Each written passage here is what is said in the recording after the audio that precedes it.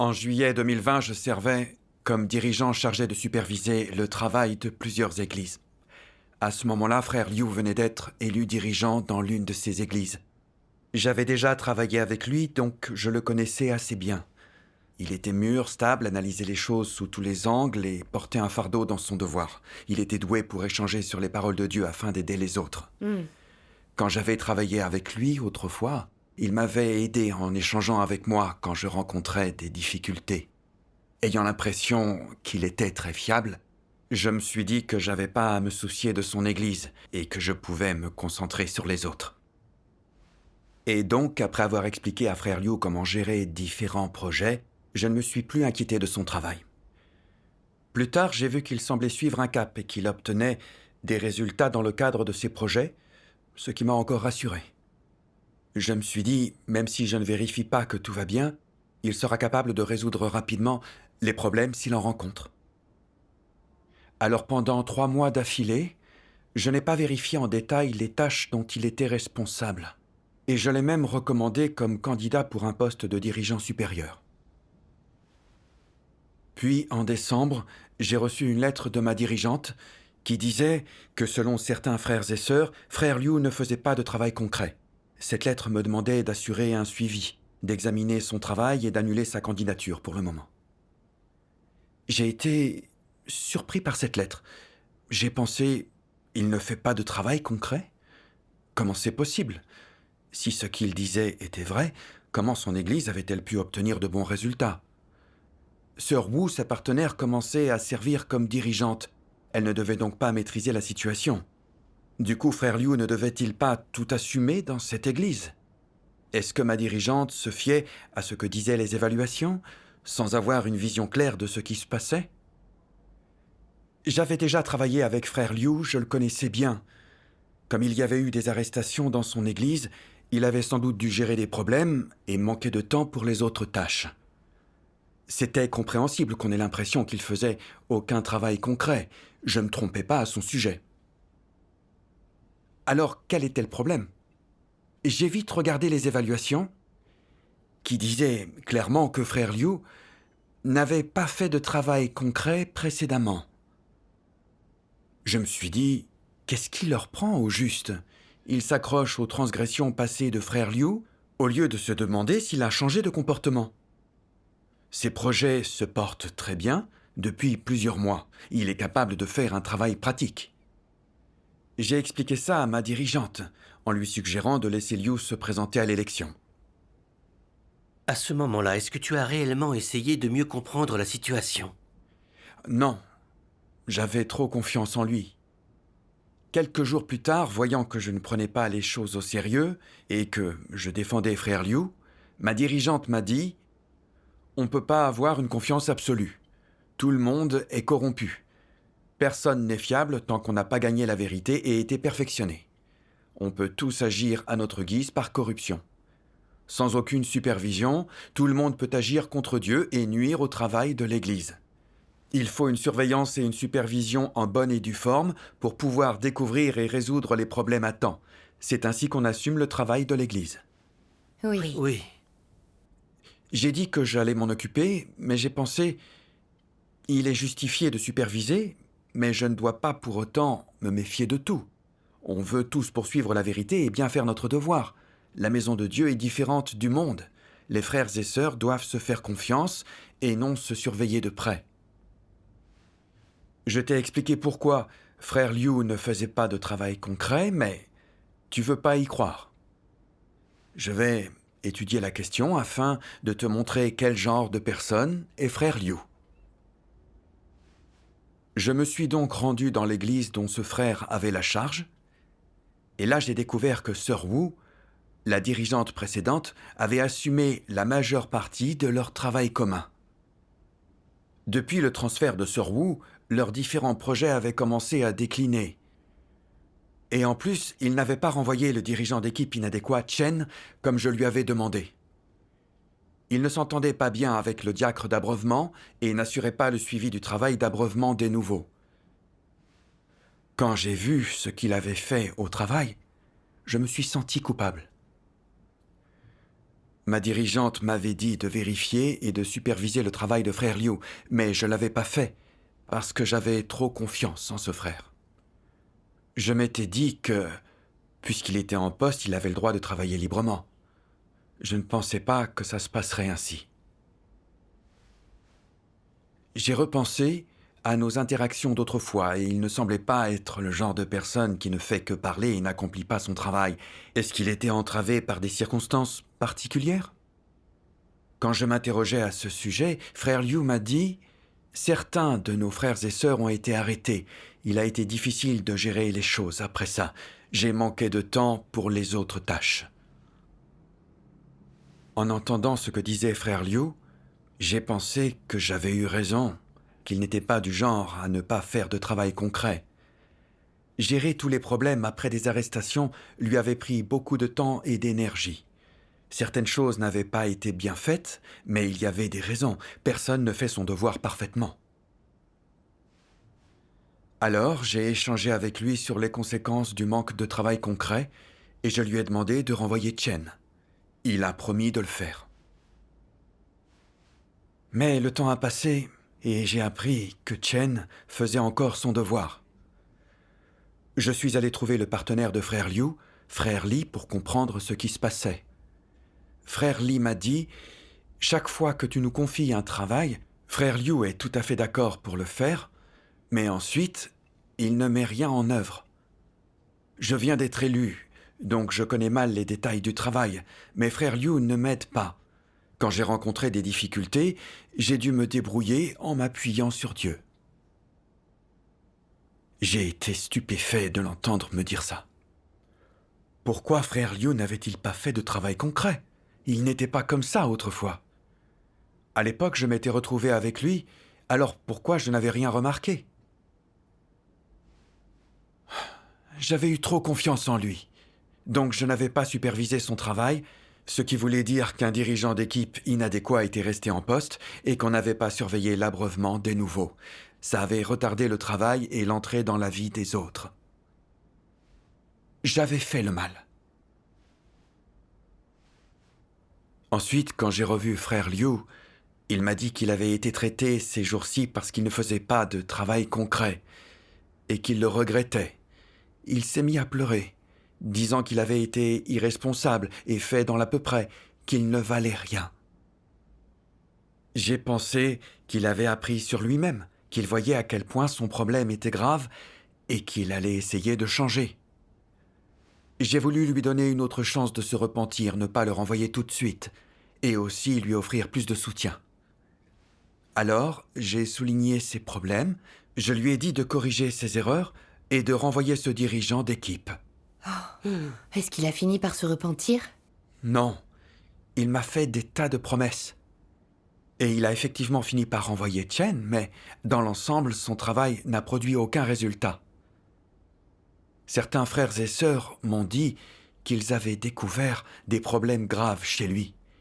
Quand il y avait eu des arrestations, il n'avait pas protégé les biens de l'Église, ni coopéré de façon proactive pour les projets, donc rien n'avait été accompli. Le plus exaspérant, c'était qu'il ne gérait pas les scélérats perturbateurs alors qu'il s'occupait de ses affaires personnelles, ce qui menait le travail d'Église au chaos. J'ai vu que frère Liu ne faisait aucun travail concret et qu'il n'avait aucune repentance sincère. Je me suis senti coupable. Je n'aurais jamais imaginé que ça se passerait ainsi. J'avais joué un rôle dans sa malfaisance et commis des transgressions devant Dieu. Je me suis aussi détesté pour avoir été trop confiant, pour ne pas avoir vérifié son travail plus tôt. Tout ça, ça avait vraiment nui au travail de l'Église. Je suis allé parler à frère Liu aussitôt. J'ai énuméré ses comportements problématiques et je l'ai finalement renvoyé. Ensuite, ma dirigeante m'a reproché. « Pourquoi tu lui as autant fait confiance? Tu lui as confié des tâches importantes sans jamais le superviser et en intervenant très peu. » Elle m'a également lu des paroles de Dieu. Regardons une vidéo de lecture de ces paroles. Bien.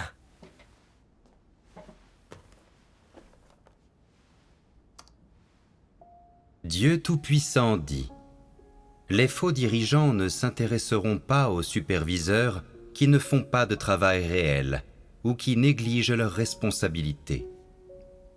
Ils croient qu'ils n'ont qu'à choisir un superviseur et que tout ira bien. Par la suite, le superviseur s'occupera de tout ce qui concerne le travail. Il n'aura qu'à organiser une réunion de temps en temps. Il n'aura pas besoin de surveiller les travaux, ni de demander comment ça se passe. Il ne sera pas nécessaire qu'il intervienne.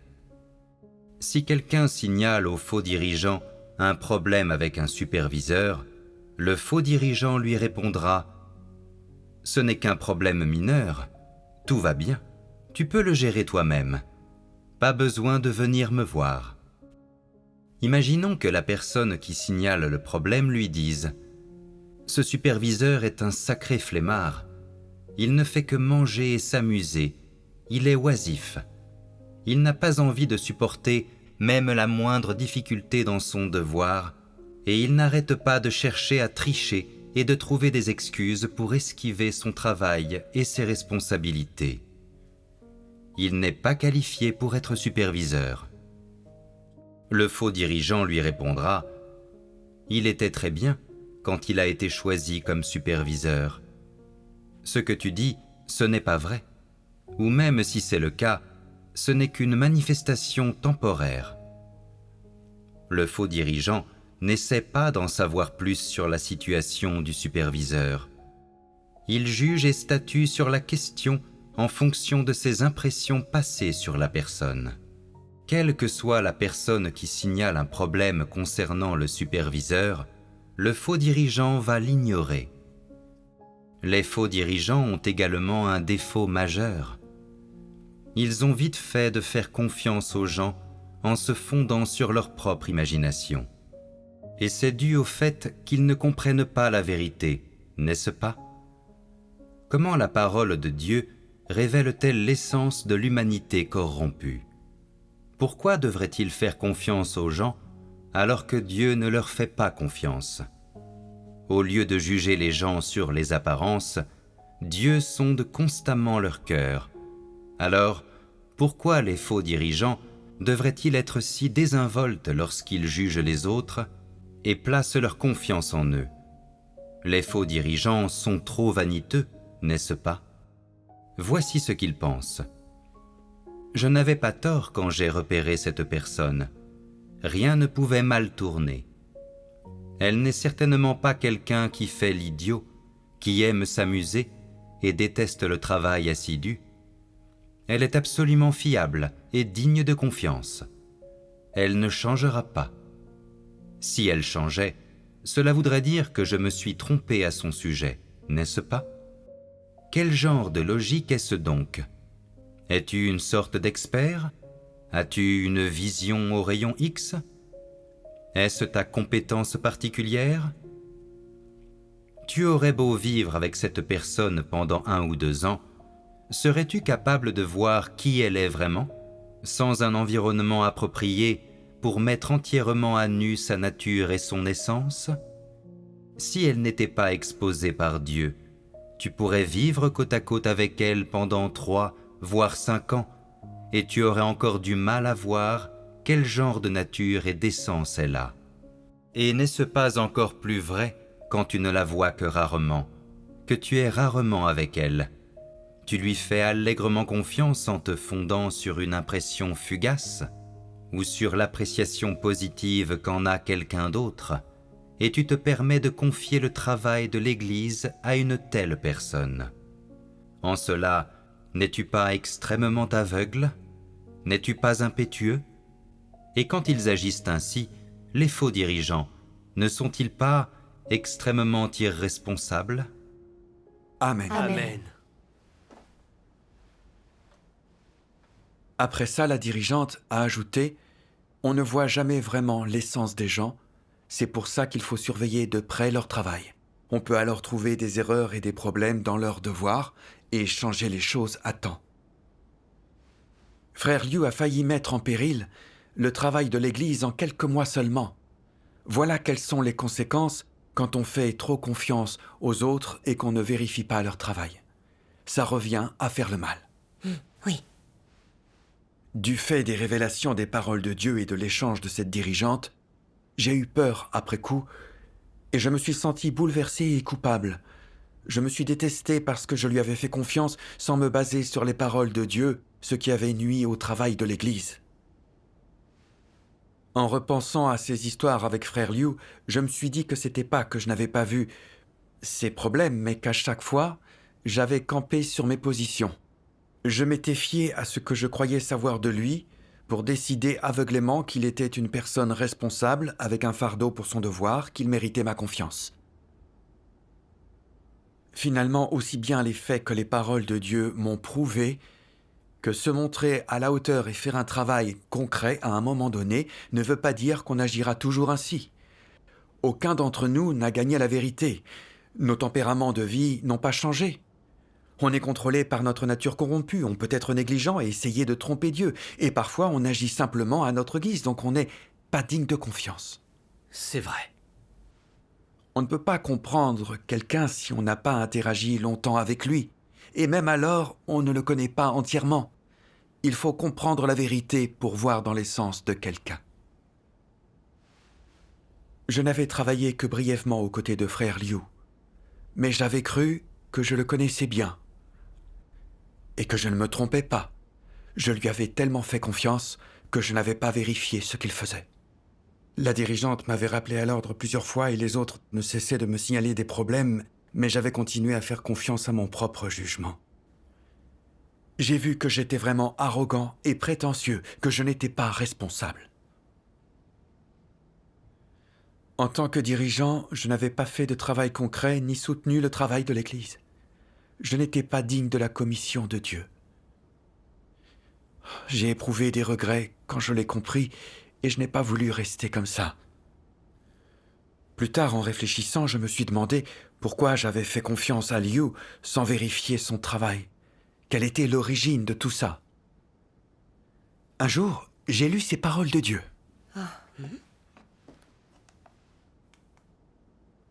On peut affirmer que pour la plupart, l'expression « ne pas douter de ceux qu'on emploie et ne pas employer ceux dont on doute » est la vérité, et cela les trompe et les contraint. Ils en sont perturbés et influencés lors de la sélection et de la nomination des personnes, et cette idée dicte même leurs actions. Par suite, de nombreux dirigeants ont toujours des difficultés et des appréhensions chaque fois qu'ils vérifient le travail de l'Église ou promeuvent et nomment des personnes. En fin de compte, tout ce qu'ils peuvent faire, c'est se réconforter par ces paroles, ne pas douter de ceux qu'on emploie et ne pas employer ceux dont on doute. Chaque fois qu'ils inspectent le travail ou s'en enquièrent, ils pensent ne pas douter de ceux qu'on emploie et ne pas employer ceux dont on doute. Je dois faire confiance à mes frères et sœurs. Et après tout, le Saint-Esprit observe les gens, donc je ne dois pas toujours douter et surveiller les autres. Ils ont été influencés par cette formule, n'est-ce pas? Quelles sont les conséquences de l'influence qu'exerce cette formule? Premièrement, ce à quoi vous êtes fidèle n'est pas la parole de Dieu, ce n'est pas la commission de Dieu pour vous, et ce n'est pas Dieu. C'est une philosophie satanique de vie et une logique satanique. Vous croyez en Dieu tout en trahissant ouvertement Dieu et la parole de Dieu. C'est un grave problème, n'est-ce pas? Deuxièmement, ce n'est pas simplement un manquement à la parole de Dieu et à vos devoirs, c'est prendre les plans et la philosophie de vie de Satan pour la vérité, les suivre et les pratiquer. Tu obéis à Satan et tu vis selon une philosophie satanique, n'est-ce pas? Cela signifie que tu n'obéis pas à Dieu, encore moins respectes-tu les paroles de Dieu. Tu es une crapule. Laisser de côté les paroles de Dieu pour préférer adhérer à une formule satanique et la pratiquer comme la vérité, c'est trahir la vérité et Dieu. Tu travailles dans la maison de Dieu, mais tu agis selon la logique et la philosophie satanique de la vie. Quel genre de personne es-tu? Voilà quelqu'un qui se rebelle contre Dieu et qui lui fait gravement honte. Quelle est l'essence de cet acte? C'est ouvertement condamner Dieu et nier la vérité. N'est-ce pas là l'essence de la chose? En plus de ne pas suivre la volonté de Dieu, tu laisses les faussetés de Satan et les philosophies sataniques de vie se répandre dans l'Église. Tu deviens ainsi le complice de Satan et tu favorises ses actions dans l'Église. L'essence de ce problème est grave, n'est-ce pas? Amen. Amen. Ces paroles de Dieu ont révélé précisément mon état. Je vivais selon cette philosophie satanique. Ne doutez pas des gens que vous employez. Je croyais que si une personne semblait compétente et était encore en poste, je devais lui faire confiance. C'est pour cette raison que j'avais eu autant confiance et que je n'avais pas vérifié le travail de Liu. Même quand on avait découvert ses problèmes et que ma dirigeante m'avait dit de vérifier son travail, je ne m'en étais toujours pas inquiété. J'avais pensé que vérifier son travail était un manque de confiance. Et même si j'avais ensuite découvert qu'il ne faisait pas de travail concret, quand je l'avais vu pleurer, parler de ses véritables difficultés et exprimer ses regrets, j'avais décidé de le croire et de ne pas immédiatement le renvoyer. Ce qui avait finalement nui au travail de l'Église ainsi qu'à l'entrée dans la vie des frères et des sœurs. En tant que dirigeant, je n'avais pas protégé le travail de l'Église, mais j'avais protégé un faux dirigeant. J'étais devenu une pierre d'achoppement au sein de l'Église. Voilà ce qui arrive quand on traite les gens en se basant sur l'idée satanique qu'il ne faut pas douter de ce que l'on utilise. Oui. Et grâce aux paroles de Dieu, j'ai enfin pu voir que mon point de vue était absurde. Il s'opposait complètement aux paroles de Dieu et à ce qu'il demande. Oui. Tout à fait. Dieu exige que les dirigeants surveillent le travail des autres. Cette exigence est basée sur l'essence corrompue de l'humanité. Nous avons tous des tempéraments corrompus. Tant que nous n'avons pas gagné la vérité ou changé nos tempéraments de vie, on ne peut pas nous faire confiance et nous ne sommes pas fiables. C'est vrai. C'est vrai. Même ceux qui ont une bonne humanité peuvent suivre leur chemin et perturber le travail de l'Église, parce qu'ils ne comprennent pas la vérité, qu'ils n'ont pas de principe quand ils agissent et qu'ils ont des tempéraments corrompus. Personne ne peut le nier. Oui. Oui. La maison de Dieu demande que les dirigeants supervisent le travail parce que Dieu comprend notre essence. Vérifier que le travail est bien fait est utile à nos devoirs et cela profite au travail de l'Église. Mais cette idée satanique, ne doutez pas des gens que vous employez, nous amène à nous fier aux autres. Nous pensons que confier un travail à quelqu'un signifie le laisser faire ce qu'il veut et que vérifier son travail constitue un manque de confiance. S'en tenir uniquement à ce point de vue, ne pas surveiller le travail à temps ne pouvait que retarder le travail de l'Église et lui nuire. Oui. Faire un devoir mais ne pas se fier aux paroles de Dieu ou à ses exigences, préférer des philosophies sataniques et soutenir les idées fausses de Satan comme s'il s'agissait de la vérité, c'était nier la vérité et trahir Dieu. C'était jouer les serviteurs de Satan et perturber le travail de l'Église. Plus j'y ai pensé, plus j'ai eu peur. J'ai vu que je manquais de principes, que je ne me fiais pas aux paroles ou aux exigences de Dieu. Sans le vouloir, je m'étais engagé sur le chemin de la résistance à Dieu pendant que je le servais.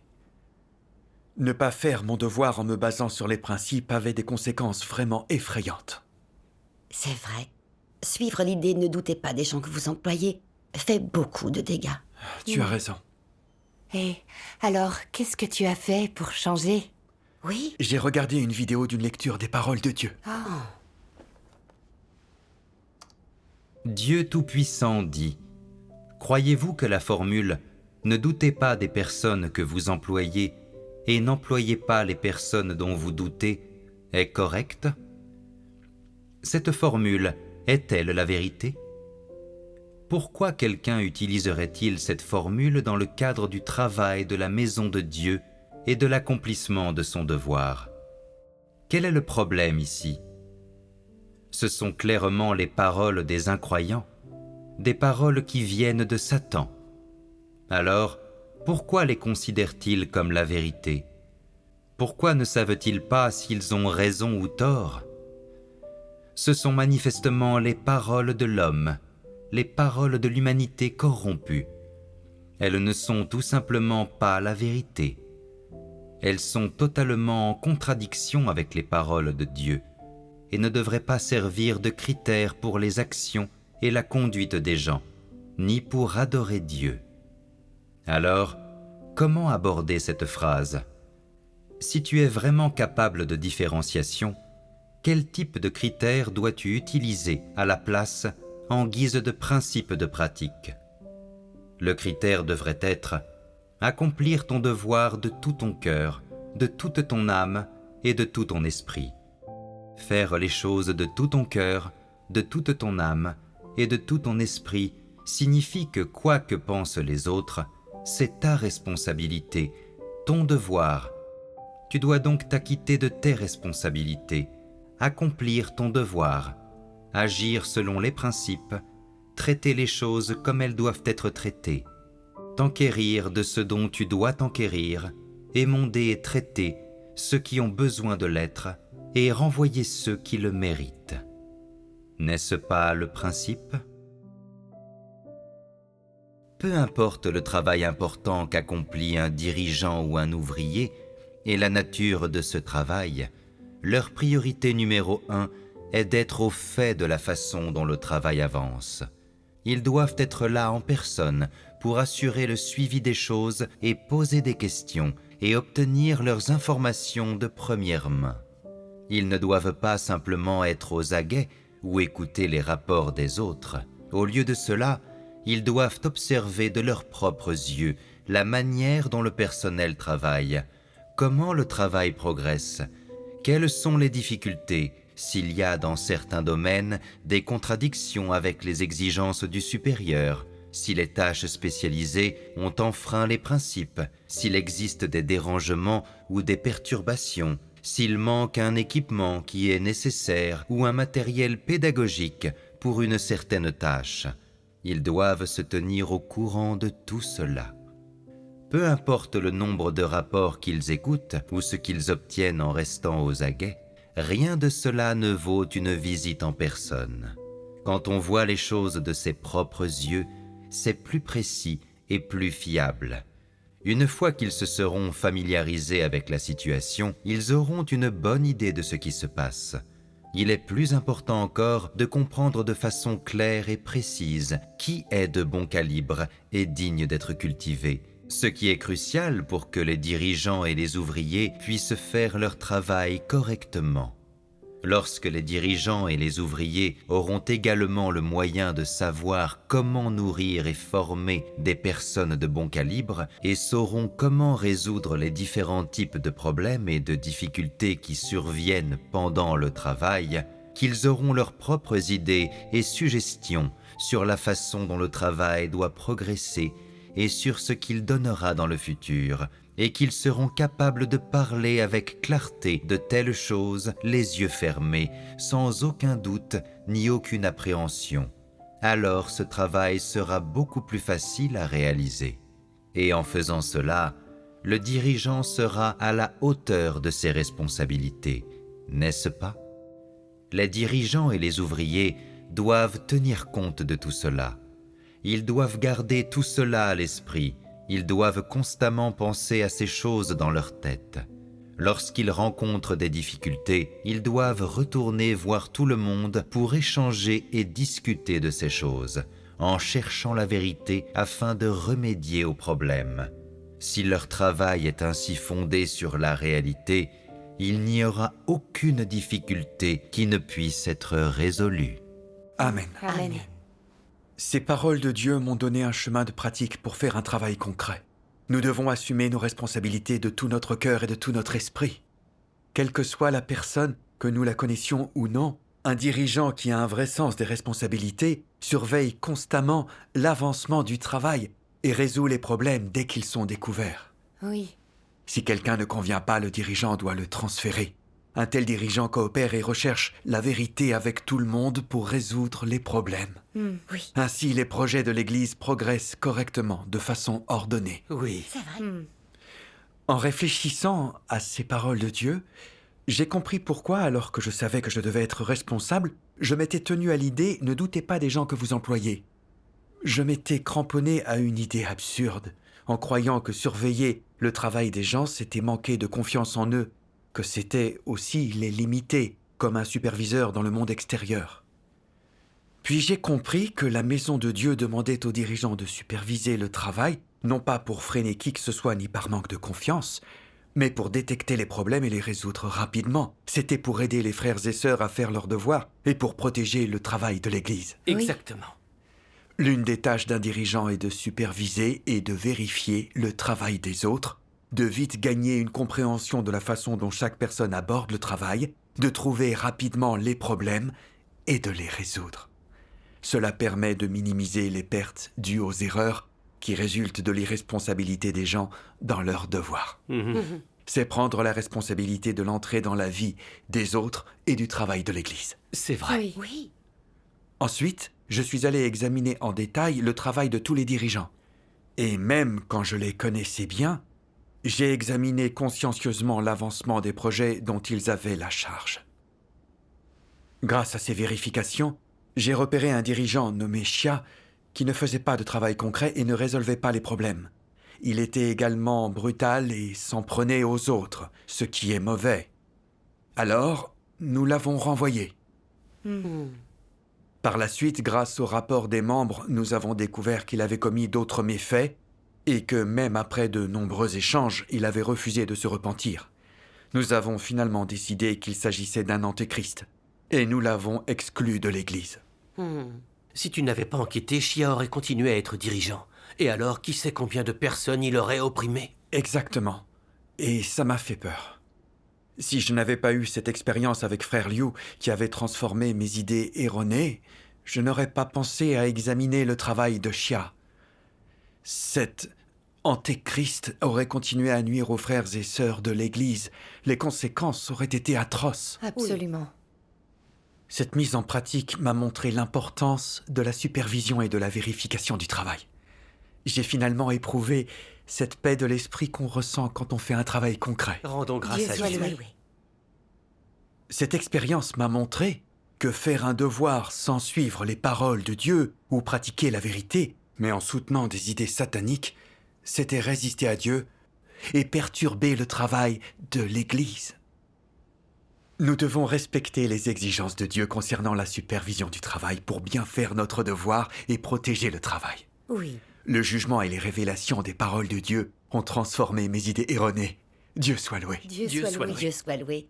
Nous devons tout aborder selon les paroles de Dieu pour ne pas nous obstiner sur notre propre chemin. C'est vrai. Oui.